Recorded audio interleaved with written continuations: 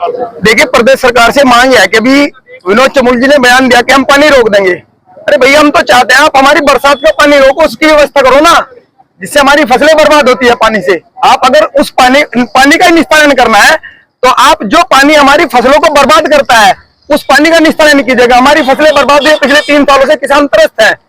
सरकार ने क्या किया किसानों के लिए? कितना किसानों को मुआवजा दिया, कितना उनकी फसलों को उनको दाम दिया गया?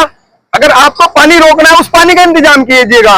और रही बात पानी रोकने की, तो भैया पानी तो हम तो चाहते हैं, हमारे यहाँ तो चोए का जंगल है बाजी, वो 5 फुट चोया हमारे यहाँ से ले जाओ बेचारा, कोई दिक्कत नहीं है। हम तो चाह रहे हैं, हमारे यहाँ तो बाजी 10 फीट में पानी है। बट देखेगा, वो कहते हैं कि जिसके घर खुद है ना शीशे के होते हैं, वो दूसरों के घरों पे पत्थर नहीं मारा करते। आप हमारा पानी रोकेगा, आप खुद सोचेगा जीविका कैसे चलाओगे। तो हम भेदभाव के तरीके से नहीं रहना चाहते। उत्तराखंड सभी का प्रदेश है, हम सद्भावना से रहना चाहते हैं, प्यार से रहना चाहते हैं। और मेरा उनको कहना भी है कि आप भी प्यार की भाषा का इस्तेमाल करें। भेदभाव करोगे तो उसका जवाब आपको उसी भाषा में दिया जाएगा। मामला यह है कि उत्तराखंड के स्थापना दिवस पर सरकार द्वारा 3 दिवसीय सदन सत्र बुलाया गया था, जिसमें स्थापना दिवस को लेकर के जो चर्चाएं सार्थक रूप से होनी थी वो तो व्यापक नहीं रही, लेकिन उसमें 2 बड़े मुद्दे निकल करके सामने आए, जिसमें मूल निवास का मुद्दा और स्थायी निवास का मुद्दा।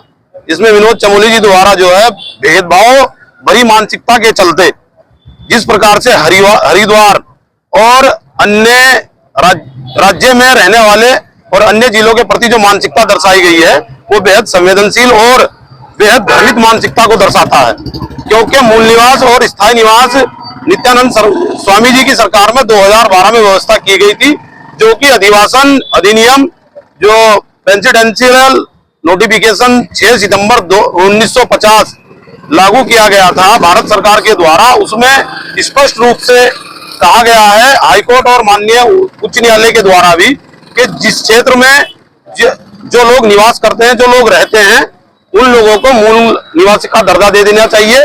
लेकिन जो अन्य लोग कहीं और से आकर वहां रहने की इच्छा जाहिर करते हैं और रहते हैं, तो उन लोगों के लिए 15 साल की व्यवस्था की गई थी, जिसे उन लोगों को स्थायी निवास निर्गत किया गया था।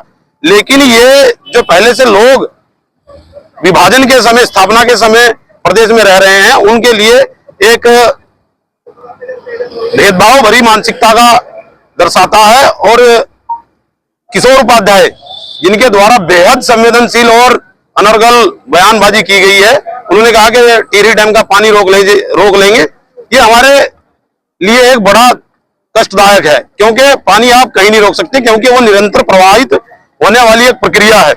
और आप टिहरी डैम का पानी रोक लीजिए, हमें इससे कोई प्रभाव नहीं पड़ता, क्योंकि टिहरी डैम के पानी की वजह से जून 2013 में जो आपदा आई, उससे जितना नुकसान पहाड़ को झेलना पड़ा, उससे ज्यादा नुकसान समतलवाद के क्षेत्र को झेलना पड़ा। हमारी फसलें बर्बाद हुई, पीने लायक पानी नहीं बचा। और 2023-2025 में भी इस तरह से इतना पानी आया कि फसलें बर्बाद हो गई है। किसान एक हाशिए पर खड़ा हुआ अपनी आंखें पहुंच रहा है। ये बेहद संवेदनशील मामला है, लेकिन ये उससे भी ज्यादा घृणित ये है कि ये उन लोगों की वो घृणित मानसिकता दर्शाता है जो प्लेनवाद और पहाड़वाद को दर्शा रही है। ये बेहद निंदनीय है। और हम भीम आर्मी जय भीम सामाजिक संगठन के तत्वाधान में जो पुतला दहन किया गया है, उसके निर्देशन पर इसकी कड़ी निंदा करते हैं। और अगर विधायकों द्वारा नहीं मानी जाती और बयान वापस नहीं लिया जाता, तो प्रदेश भर में इसका रोष व्याप्त होगा और जगह जगह पुतले दहन किए जाएंगे, ज्ञापन दिए जाएंगे।